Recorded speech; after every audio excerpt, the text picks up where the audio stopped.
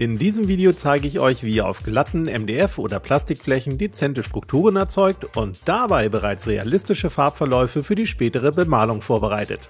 All das am Beispiel der City Ruins aus der Rampart Geländeserie von Archon Studio. Und damit moin moin und herzlich willkommen zum TWS.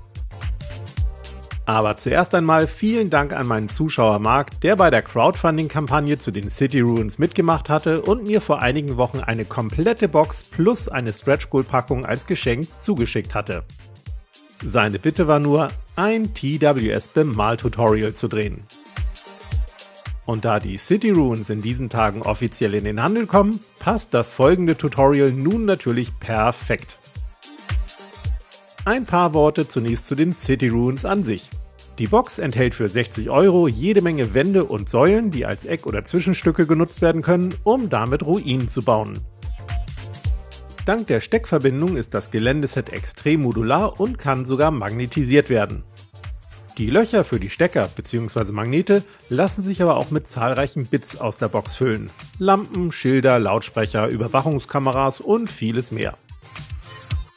Bei einem offiziellen Preis von 60 € kann man da absolut nicht meckern, allerdings gibt es aus meiner Sicht auch ein paar Kritikpunkte an den City Ruins. Erstens sind die Bauteile ganz Archon Studio typisch an auffällig vielen Stellen mit den Gussrahmen verbunden. Teils sogar so eng, dass man selbst mit einer schmalen Zange echt Mühe hat, die Bauteile herauszuknipsen. Das heißt unterm Strich leider deutlich mehr Knipserei und deutlich mehr Stellen zum Säubern und Entgraten als bei einem vergleichbaren Gewebeausatz.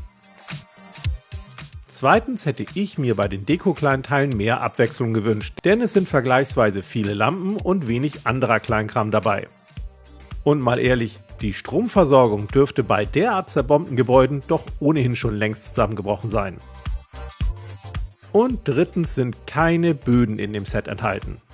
Zwar kann man mehrgeschossige Gebäude bauen, aber Zwischenböden gibt's noch keine. Die Functional Floors werden erst irgendwann demnächst veröffentlicht. Warum, weiß keiner.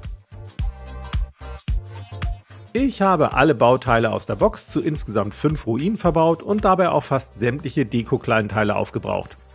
Auf ein Magnetisieren habe ich bewusst verzichtet, damit nirgends ein Magnet durchblitzt und kein Kleinteil einzeln bemalt werden musste. Der Zusammenbau ging gut von der Hand, außer dass die Löcher für manche Kleinteile sehr eng waren und man sie dann kräftig hineindrücken musste. Zum Grundieren nehme ich ein helles Grau, in meinem Fall Corax White, aber ihr könnt natürlich auch jede andere graue Grundierung nehmen.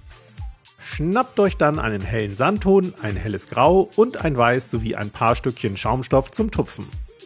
Mischt euch einen Grauton an, der heller als eure Grundierung ist und betupft damit die Außenseiten der Gebäude. So definiert ihr schon mal erste Highlights und tragt durchs Tupfen gleichzeitig eine dezente Textur auf den Untergrund auf.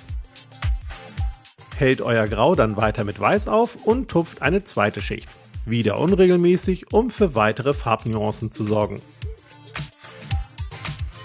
Auf den gekachelten Innenseiten der Gebäude macht ihr dasselbe mit dem hellen Sandton, den ihr für die zweite Schicht ebenfalls mit Weiß aufhellt. Nehmt danach ein reines Weiß und einen großen weichen Pinsel, um damit von oben nach unten über alle Mauern zu bürsten.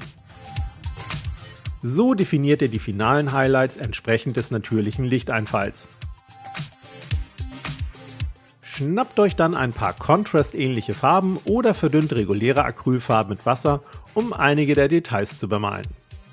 Ich nehme hier einige Instant Colors von Scale 75, weil die nicht so knallig sind. Das Ganze muss übrigens keinen Schönheitspreis gewinnen, denn als nächstes folgen großflächige Washes, die kleine Malfehler überdecken.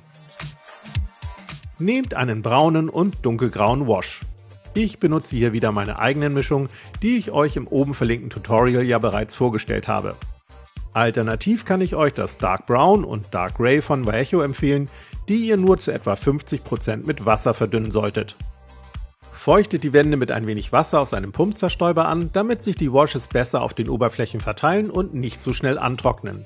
Denn gerade bei großen Flächen geht das fix und dann gibt's unschöne Trocknungsränder.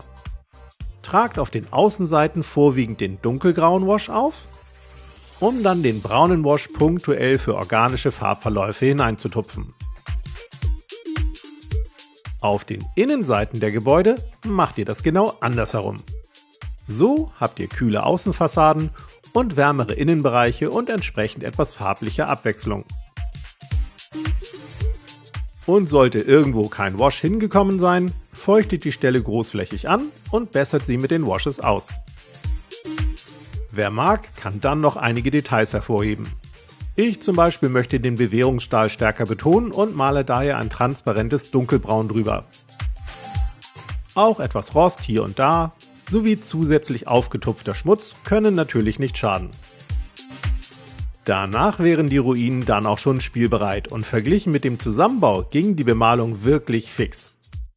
Ihr könnt diese Tupf- und Waschtechniken natürlich auch auf MDF oder anderen glatten Flächen anwenden, damit diese nicht so flach und langweilig wirken. Mehr zum Thema Tupfen habe ich euch oben verlinkt.